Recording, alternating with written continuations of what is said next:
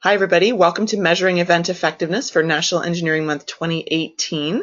Thanks, everyone, for being on the line. For those that are listening live, I will have you muted for the next little while as I run through the material, and then we'll open it up for questions and answers later. And if you're watching on the replay, then thank you so much for taking the time to tune in. Hope you find this information enjoyable and informative. I am presenting it on behalf of the National Engineering Month Ontario Steering Committee, which, as you may know, includes 4 different partner organizations, including Professional Engineers Ontario, the Ontario Association of Certified Engineering Technicians and Technologists, the Ontario Society of Professional Engineers, and Engineers Without Borders Canada.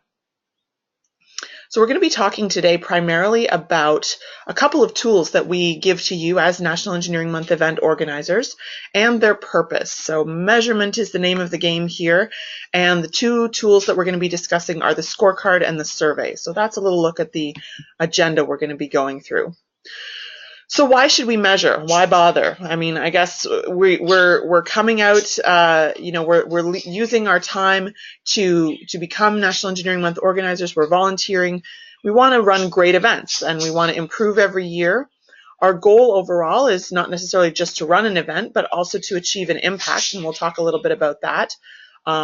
Changing the public's perception of engineering and technology. We think that lots of people really don't know or understand these types of careers, and we want to inform them. And obviously, in our day jobs, myself, I'm an engineer, and a lot of us use data and like to think of ourselves as good problem solvers. And so obviously we want to have the data and the analytical tools to back up any goal that we take on. That's a little bit of why we choose to do measurement. So we have something called a scorecard. It's a self-evaluation tool, and I'm going to be showing it to you and walking you through it in detail so you'll understand what's required there. Why do we use it? Well, we want to track performance and we want to drive improvement. We also want to create some structure for us to do better and to coordinate. So when you score yourselves on some criteria, and some of the other 2,000 people that are running National Engineering Month events in Ontario score themselves on the same, we have the ability to sort of look across the province at how we're doing on a specific topic or issue.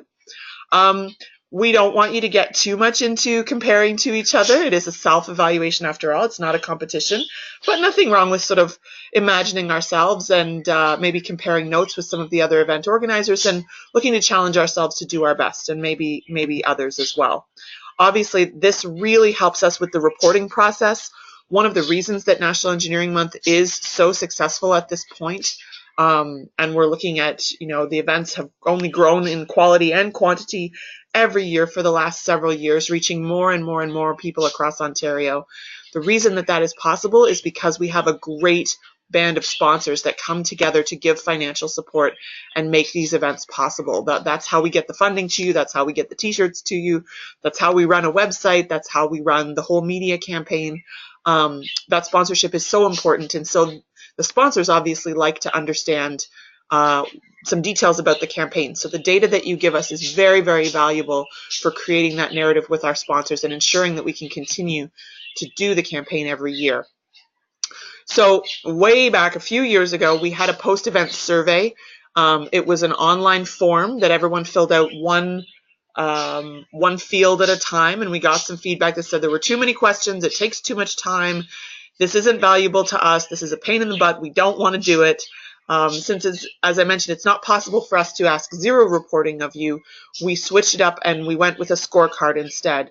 So the scorecard, in case you're wondering why we don't do it as a form or in some sort of different format, it's because we want to give you, the organizer, the ability to use this tool when and where you want to. And we'd rather that you didn't wait until after your event to look at it, because there's actually some really valuable uses to it before your event and during your event as well. So it's a planning tool and a reporting tool, and it's going to give you really good insights into your event. So we hope that you also find it useful and enjoyable to fill out. It's not just something you have to do because we're asking you to. So we all like to think, are we doing a good job? We want to raise awareness of engineering and technology. We wouldn't mind if, some of the kids in our audience decided that, hey, I want to be an engineer, or I want to be a technologist when I grow up. That would be fantastic. Our primary goal, though, is just to raise awareness and make sure that they understand that this is an option for them. And, we can look at budget numbers, we can look at attendance numbers. That's fine. But does it really tell us, well, whether we're achieving our goal of changing their perception of what engineering and technology are all about? We could check to see who signs up. It's for a university or college program, but depending on the age of your participants, that could take 10 years to collect that data. And we want to know a little sooner than that, right? We want to know this year, if possible, whether our event was good, or what was good about it and what we could potentially improve in the coming years. So anecdotal events, experience-based events, from your organizers, your volunteers will probably be able to tell you, yeah, I feel like everybody had a really good time and it worked out well. But again, are we really shifting hearts and minds? We're not going to know necessarily unless we have some kind of measurement tool. And we wanted to say as well that when you do your National Engineering Month events, you're probably doing them on behalf of some other organization, whether it's PEO or OSET or EWB. We're really glad that you've decided to take time out of your schedule to, create some National Engineering Month events. And we hope that the experience that you get and the impact from your National Engineering Month event will create other benefits for your chapter as well. For example, it's a really good way to get new people involved in the chapter. If you're recruiting new members, new volunteers, for them to come out and help out an event, it's a really fun, energizing first thing for them to do. Myself personally, that's how I first got involved with Engineers Without Borders. It was actually as an instructor for the Water for the World campaign, which happens every National Engineering Month. You're building relationships and you're building community. So we want to make sure that that you recognize that as well and see those benefits. So that's just another reason for doing the outreach. And again, back to the point of how do we know if this is a good event or not? A lot of it comes down to the messages our participants are taking away. So that's why we really want to understand, not just did they build a popsicle stick bridge, or did they come up with a solution for the hackathon? But what was their feeling? What was their experience? What was their sense? And are there any new ideas that have kind of gotten into their heads as a result? So here are examples of 4 effective messages, and you will recognize these if you open up your scorecard, open up the Excel file, which you should have received already. Engineers shape the world around us. This is actually more inclusive than that even. Engineers, technicians, and technologists shape the world around us yesterday, today, and tomorrow. Health, safety, and happiness, making a world of difference. We really need a diverse set of thinkers. There's a place for you. And creativity and imagination turn ideas into reality. So we actually want to know, based on our messaging guidelines, you probably recognize these or you've seen these before. This will help. This is one of the things that you're going to be scoring yourselves on. So we're going to get into the detail there. Within the NEM scorecard, again, as I mentioned, it's going to help you plan. It's going to help you measure. We do need it as a report back. It is a requirement to us as the National Engineering Month Ontario coordination team. We do need to get your filled out scorecard back from you. Oh, I see a comment that nobody can see my slides. I do apologize for that. I hope you can see it now. This is introducing the NEM scorecard. I guess I can just take one step back here to also show you the messaging guidelines. Thank you, Tina, for letting me know that. That's great. The messaging guidelines are another really important piece of this puzzle, because we do want to make sure that people are taking away effective messages. And these are from some research that was done by the National Academy of Engineering that said, these are the best ways to talk to kids and the general public about engineering and technology. And so when you integrate these into your event and you score yourselves on whether people are getting these messages, then that is a very that's a really good way to make sure that your event is effective. So I guess maybe, given that people didn't see everything, I'll just go back really quickly. Here's our question about, are we doing a good job? We want to make sure that we're going beyond just, did we hit budget or did people show up? Those are good indicators, but it's not enough to tell us if we really got the impact that we were hoping for. And why did we introduce a scorecard? Well, we got some feedback from our organizers a few years ago, and we listened, that you didn't want just a form that you'd have to scroll through endlessly and fill out just for us. So we gave you a scorecard, which we email to you as an attachment, which means you can open it and use it as much as you want. You can look at it and refer to it throughout the course of your NEM event organization. And then you send it to us at the end once you've finished filling it out. So there we go. There's your little recap of why we run this, why we're doing this. We want to use the data. We want to know whether we're achieving the impact that we wanted. And this is a great way to do that, to use these measurement tools. Okay, let's get back into the swing of things here. This is what your scorecard looks like. So if you've already received it, and you should have it in your inbox, if not, you can go Google scorecard in your inbox and it should pop up there for you. You will see that we have filled out some of the information for you. And this is a sample of one that has been filled out afterwards as well. So when you go into your scorecard, you're going to see that we've filled out the before. That is based on the information that you gave us in your funding application. You told us which messages you wanted to convey. You told us what attendance you expected approximately. You told us what budget you thought you were going to use. You set some targets on how you were going to use media and what, if any, improvements. This doesn't apply if you're a new event, that's fine. But which, if any, improvements you wanted to realize.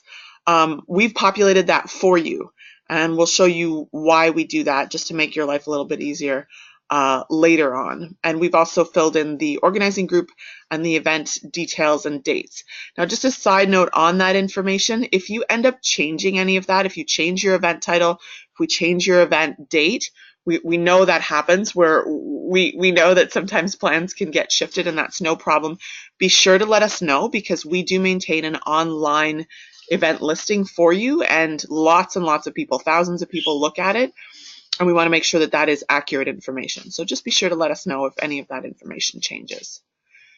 So the scorecard works on a point system. It's pretty straightforward. If you do any kind of analytics or measuring through your day job, you will not be surprised to learn how it works. The basic elements, as I mentioned, are messaging, attendance, budget, media, and improvement. And then there are some advanced elements worth a total of 35 points. So one piece of advice I can give is, if you have never organized before and you're feeling like, whoa, this is a lot, I don't know if I can do all this, stick just to the basic elements. There's absolutely no reason you can run a really good event just on messaging, attendance, budget, media, and improvement. We selected those as those are your bases that you want to cover. If you feel like you want to challenge yourself, go to the next level. Adding on social media, the collaboration, the engagement, and the pro-diversity strategy, that is great. Give yourself points for any of those that you do. Certainly, you don't have to do them all. And then the bonus points are worth up to an additional 15 points. Okay, so you look at this all together. We're setting you up for success. You can get up to 120, and you score your own events. We are not going to go in and tell you what your score is, because we want you to take this as an exercise to do as well as you can, and we trust you to evaluate and report back accordingly. So here's how the basics, well, this is a bit of a funny screenshot here, but anyway, you get the idea. The messaging is worth 20 points, attendance is worth 15, budget is worth 15, media is worth 10, and improvement is worth 10 as well. So I'm going to talk you through each one of those. First of all, did a satisfactory number of people, so did a majority of people understand the message? And the way that you figure that out is that you told us already which messages you plan to deliver as part of your event. That was in your funding application form.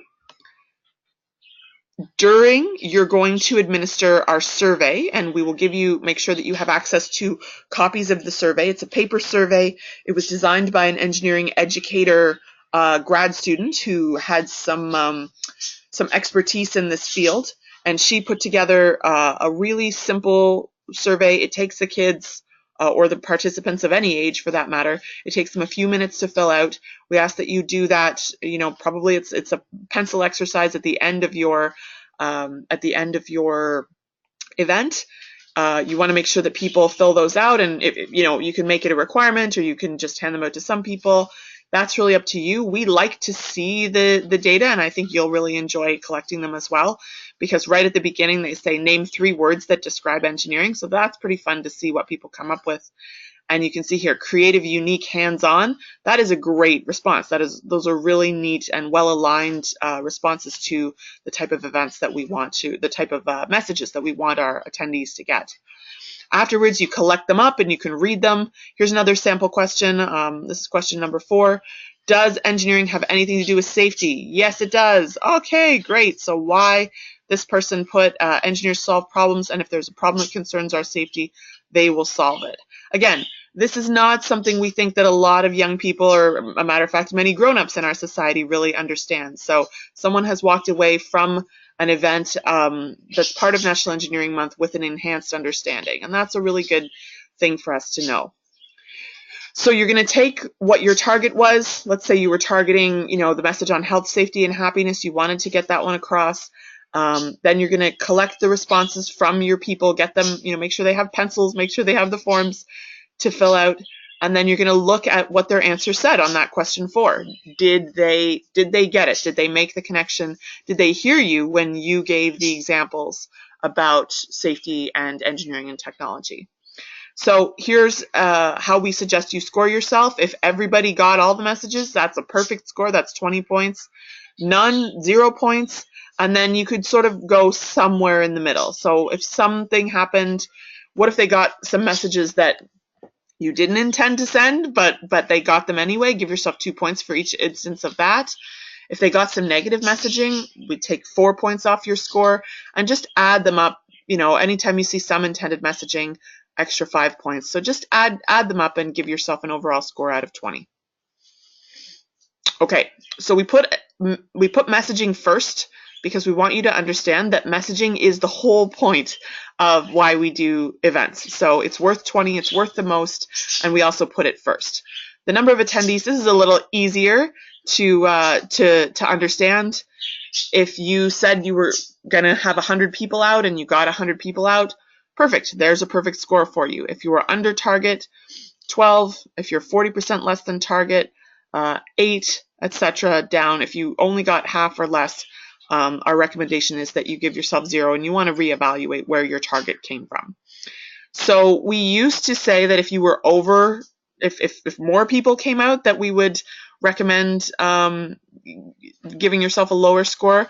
We've changed that to say that if it is above, if say you get 120 people out when you only expected 100, we're saying that you can have a perfect score for that as well. Hopefully you can make sure that the people that are at the event, even though there are more of them, still get the opportunity to interact and participate well with you. Okay, on to the next basics element, budgeting. That's worth 10 points. And again, you told us what the number was. So let's say the budget of your event was $2,000. On budget or under, great, 15 points. That's assuming that you still delivered the event as it was, as you planned it. If you're a bit over budget, no problem. 12 points there for 10% over budget. Bigger than that, then there are larger deductions. So you don't need to memorize all of these rubrics, by the way. These are contained within the scorecard. So you'll be able to see them when the time comes, look at the numbers, and figure out what the appropriate score is to give yourself. So hopefully that makes sense. The media and then improvements still to go in the basics category. The media is, what do you plan to do? So we figured out pretty early on in National Engineering Month that we could put on an event and we could affect 20 or 30 or 50 or even 100 kids or young people during our National Engineering Month event. Or we could run our event with that audience and add some media elements and create an amplified effect. We have a whole other webinar on amplifying your event. When you have someone coming to your event, whether it's a reporter or a member of your own team that does a write-up and then posts it online, you're all of a sudden expanding the number of people that are influenced by your event, sometimes very dramatically. You can increase it 100-fold, the number of people who know about your event and get to experience a little bit about it. The most effective way to do this is through a video. So if you've got a young person or some very tech-savvy older person even on your team that creates a video recap and really gives a sense of what the event is like on the day, we definitely recommend that. A write-up is good too. Photos are great. Social media is great. So that's why we recommend all of these things. And you give yourself 2 points for all the things that you end up implementing. So because it's often very hectic on the day where you've got materials and, maybe you've got food and you've got people running around, designate a person to just take photos and just deal with media. If you're inviting local media to come to your event, then that's great too. Doing something on the Twitter or the Facebook or the Instagram or the LinkedIn, any social media of your choice, get one person to do that. If you designate someone, we find that that's a really good way to make sure it gets consistently covered. Designating someone to take photos, whether that's someone just with a smartphone or someone with a fancy camera or someone you invite from the outside, that is awesome too. Inviting local media from your community. There aren't as many local papers around as there used to be, but many of them are still living on in an online version. They might not have a print version yet. Similarly, if you've got colleges or universities, sometimes they'll have a student newspaper, student media outlet, or other types of journalists or bloggers that might be interested in what you're doing. Have them come, have them tell the story about your event. It amplifies it and makes it great. Some chapters are very big into inviting their local MPPs or the mayor of the town that they happen to be in, or the city that they happen to be in. That's great too. We always like to see additional spotlight on your event, and you can make it bigger and better through those media best practices. So give yourself 2 points for each one of those that you implement. Then there's also improvement over last year, which we don't have a slide on here, but we want to make sure that you understand if you ran an event last year and you set some targets for improvement. So one of them, an example, could be a bigger audience, or you want to have more media coverage, then there's a space there for you to do that as well. So as I mentioned, those are the basics. Those are the things we're saying. If you do this, your event is going to be great. We are going to be so happy and proud, and we think that you will be too. If you're feeling like you can take on more, here are some examples of how you can take it to the next level. So social media, collaboration, participant engagement, volunteer engagement, and promotion of diversity. Okay, so let's jump into those, what they mean. So the hashtag this year is NEM 2018, National Engineering Month 2018. It is pretty cool because it's a national campaign to see the tweets and the posts coming in from all over Canada. Our handle for Twitter is NEM Ontario, and you can find us on Twitter and Instagram, NEM Ontario, on Facebook as well. So definitely follow us on social media and post before your event, during your event, after your event. Each post that you use using that hashtag, the NEM 2018, is going to get you up to 10 points. So here's an example. Love to see here Discovery Western in London. We're planning a NEM Ontario event, and here's where it's at. You can give a little bit of a shout out to the event venue as well, and then put the hashtag on there. We'd love to see that.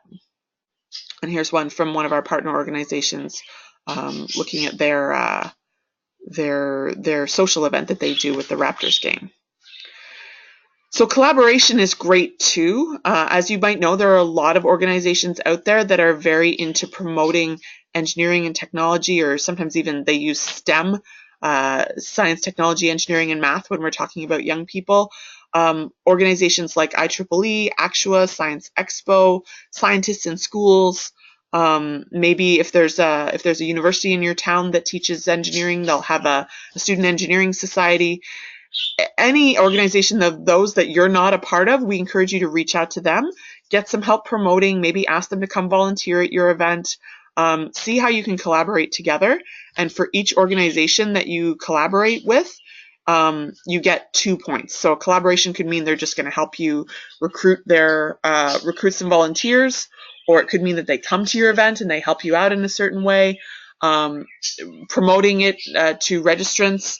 Whatever you need, we encourage you to reach out and create those collaborations, because we're stronger together. We don't want to work in silos, especially during National Engineering Month, because we all have the same goals here. So you can team up with organizations in your community. Here are a few other examples, I guess, even outside of engineering, and these are assuming that you're doing a youth event. You would want to look at maybe guides or scouts. YMCA often has a bulletin board where you can advertise to kids and their parents. IEEE and Rotary are two examples of grown-up member organizations. Big Brothers Big Sisters also has access to a youth audience, or even libraries, science centers in your community, or local museums or schools. There are lots of different ways that you can advertise and network. And the nice thing is, once you form these relationships, you can come back to them year after year, because they will love your event. They will want to make it successful, and they will want their young people to take advantage of them as well. Okay, so here are some examples of how you can collaborate. This is good. So people can find or donate venue space for you. They can coordinate or buy or donate supplies for your event. They can help you with the actual workshop. They can help you promote the event. They can recruit or provide volunteers. Maybe depending on the format that you're using, you might need judges or you might need speakers, or they can help out with the logistics on the day. So really, collaboration is very open. We just don't want to put you in a position where, let's say you're running your chapter and you only have 2 or 3 volunteers. We want you to be able to get the support that you need to put on the full event that you dreamed of, as opposed to having to scale back because you don't have enough people. This is a great way to get some people together and make your event bigger and better. So engaging your participants. This one's sometimes a little bit tricky to measure exactly, but what we're doing is we're just asking you to say from 0 to 5, did people get into it? And sometimes you can kind of feel that. I mean, did they like the activities? Did they interact with the organizers? Did they ask questions? Was there sort of a buzz in the room? Or were they not? And there's no shame here in saying, actually, we tried something and it didn't really work. People didn't really get into it. We're giving ourselves a 0. We're giving ourselves a 1 to say it worked a tiny bit.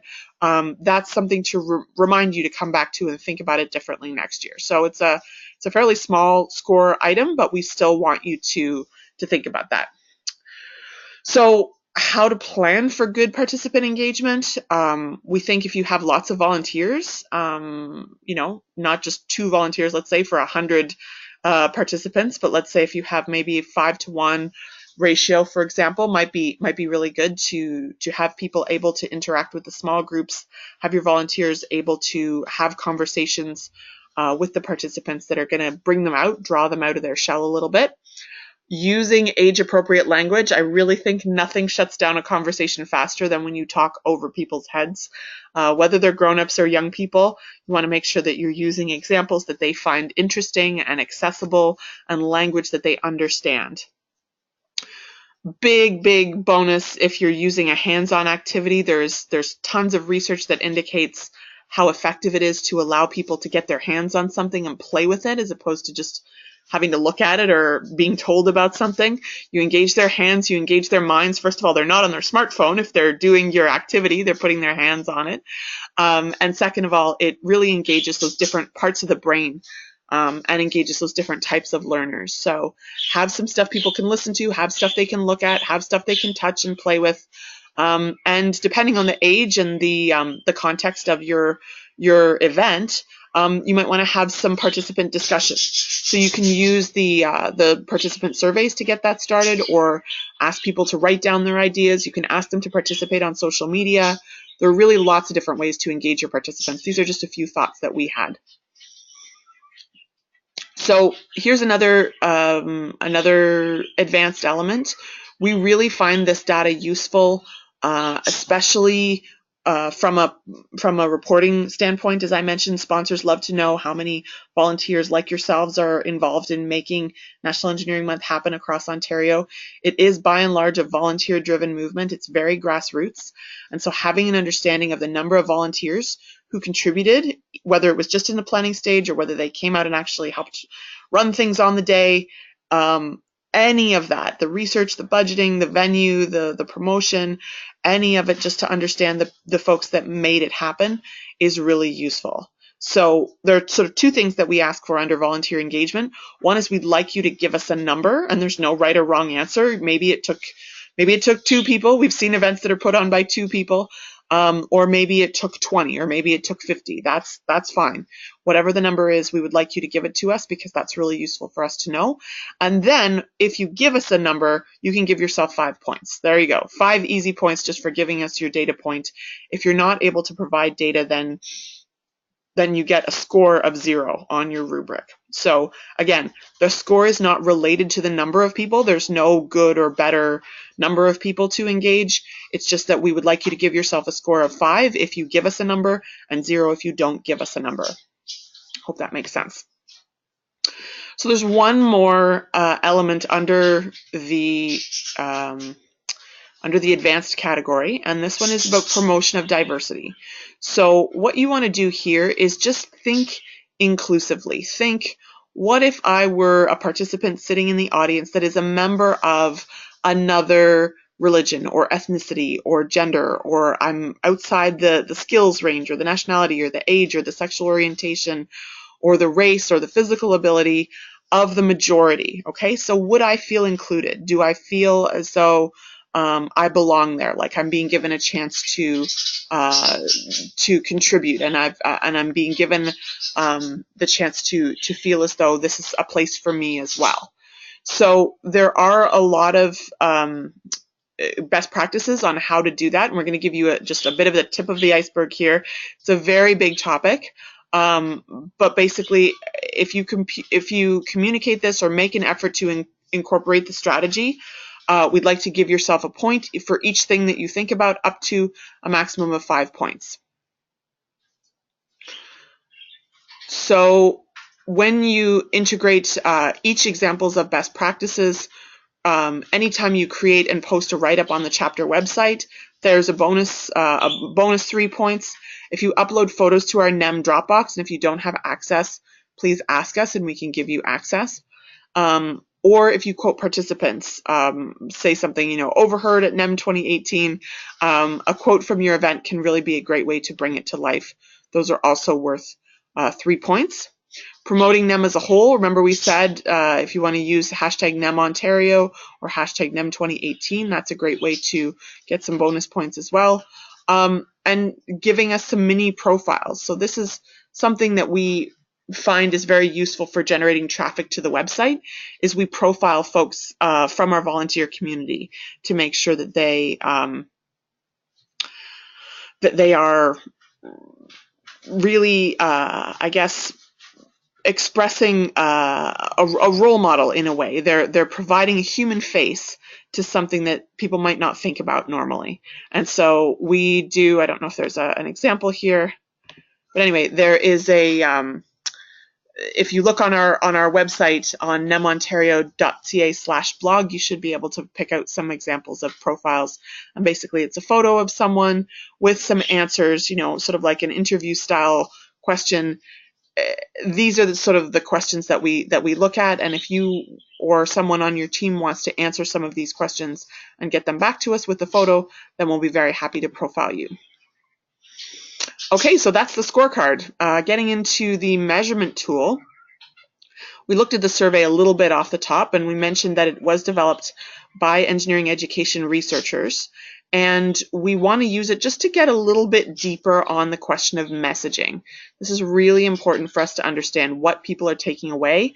I know that when we get up in front of a group of people and we present an event, we give the activity, give the instructions, that's maybe what we're thinking about. We're thinking about the logistics, and we're sort of running against how much time do we have, and when's the food coming, and are we getting photos, and you're thinking about a lot of different things, right? But we want to make sure that we're also paying attention to the experience and the message that the participants are receiving, and then we're taking time to ask for feedback so we know that they got the message. So again, no right or wrong answers. We make an effort to tell participants it's not like this is a test. This is just feedback. This is just information for us so that we can do a better job. We can see if the message is aligned and participants had fun. Did it work? Did they get it? That's really at the heart of what we want to know. It is a really simple tool. It is fun. It's quick. It's easy to read, and it really works well for social media posts as well. So here's what it looks like. And we say again, no right or wrong answers. This is just for us and whatever gender you identify as. I think we have an other category on the latest version. Provide 3 words to describe engineering and technology. And some of the answers are just awesome. Fun, cool, interesting.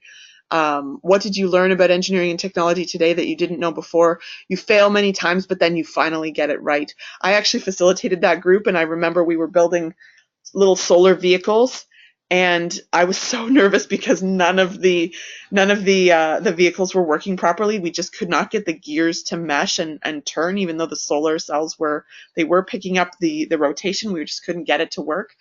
But God bless these participants, these kids. They were 12 and 13 years old. They made it work, and they were so excited at the end, when their cars were actually moving. And I think it was actually better than if it had worked right away, because they got that experience of, oh, it's not working, and then yes, I made it work. It really meant something to them because they had to sort of fight for it. Anyway, so that's just a little example of the type of thing that you're going to capture and you're going to be aware of when you use these survey tools. This was a few years ago even that I facilitated that one, and I still remember that particular group. So pretty cool. More previous year's responses. I might become an engineer. There you go. How awesome is that? That's not necessarily what you're going to see every single time from the different participants, but if you do see it, that light has gone on in their head, and they now see this as a possibility for themselves, and that's amazing. It's not an exaggeration to say that you can change someone's mind and you can change someone's life, just inspiring them a little bit and giving them a taste of what's possible. And here we go. Did they get the message? Again, back to this question about safety. This participant says a well-engineered product is depended on for our safety, just like that bridge. If engineers don't make something correctly, it could be the difference between life and death. Well, there you go. Sounds a little dramatic, but it's actually true, right? And the handwriting of this young person means that they're making that connection at a much younger age than a lot of folks do. So that's really good news.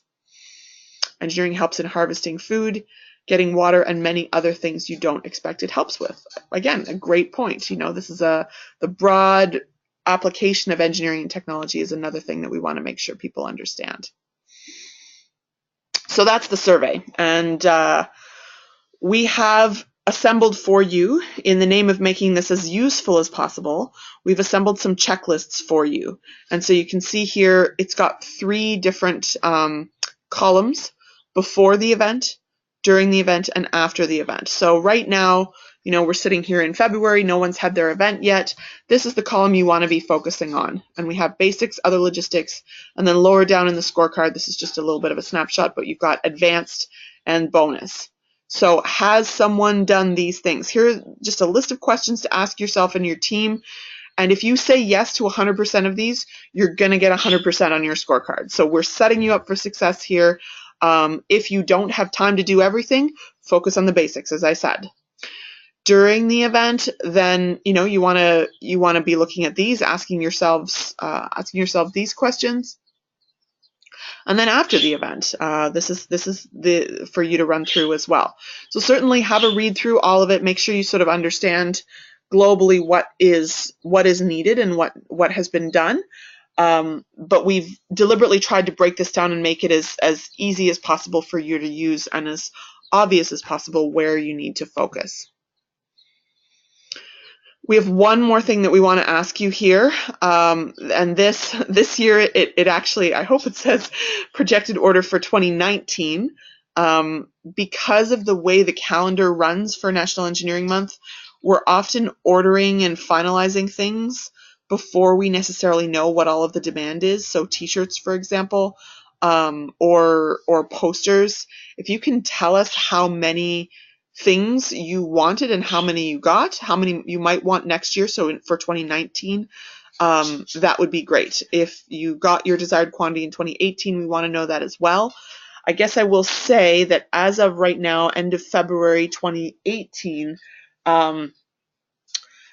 Engineers Canada let us know that due to a problem with their customs, they were ordering their souvenirs from the States, and they got held up in customs by about 10 days. They did not get them to us on time, so we could not get them to you on time. You have probably received your merchandise shipment at this point, and we have asked, and Engineers Canada has agreed to ship their souvenirs to you directly. So that is unfortunately beyond our control. If you want to let us know about it in this tab on the scorecard, that's helpful as well. But anyway, this is the projected order for NEM 2019, because believe it or not, even though 2018 hasn't happened yet, we're already starting to look ahead and think about next year as well. Okay, so here we are, home stretch. What do you do with your scorecard once you've finished filling it out? You fill it out, it's going to automatically populate some of this for you. You know, we put in some of the before, you put in the after, and then that gives you the score, your overall score. And you can see here, there are the checklists on that first tab, the basics, advanced, and bonus, projected order for 2019. You're going to fill out those tabs yourself, and then this is the overall scorecard that's going to just display what you put in there. So you can see this one's not populated yet, but once you have got it populated, please give it to us. Put this date on your calendar right now, April 30th, 2018. We would really like to get your scorecards as soon as possible. As you can imagine, there's quite a lot of data crunching on our end once we receive the completed scorecards back. So we like to start doing that as soon as we can. So best practice is to do it, day of, day after, or a week after your event, and then send it right off to us. You will get your second funding installment once we get your completed scorecard. Okay, so that's just our way of motivating you to remember scorecards are important. We need to get them. We need it for accountability and for the data. So please don't make us chase you for them. Send in your scorecard, and we're asking to get them no later than April 30th. Okay, so if you send us your scorecard after that, we can't guarantee that we can give you your funding, and I'll just leave it at that. So just make it easy on us. We want to give you your funding. We want to get the data from you. Please send your scorecards in by that deadline. So final reminder, we mentioned diversity. There's a whole webinar about diversity and inclusion lens. I encourage you to check that out on our replays if you want to know more about that. And there are a few others. Amplify your event, how to recruit volunteers and manage volunteers. We have thought of all the different sort of skills and topics that you want to be familiar with within National Engineering Month, and chances are we've created some kind of resource for you on it, so encourage you to look at those. If you haven't been able to attend live, you can certainly check out the replay. So again, thank you very much for your time and attention here today. I'm going to stop the recording, and hope you have a great experience during National Engineering Month 2018.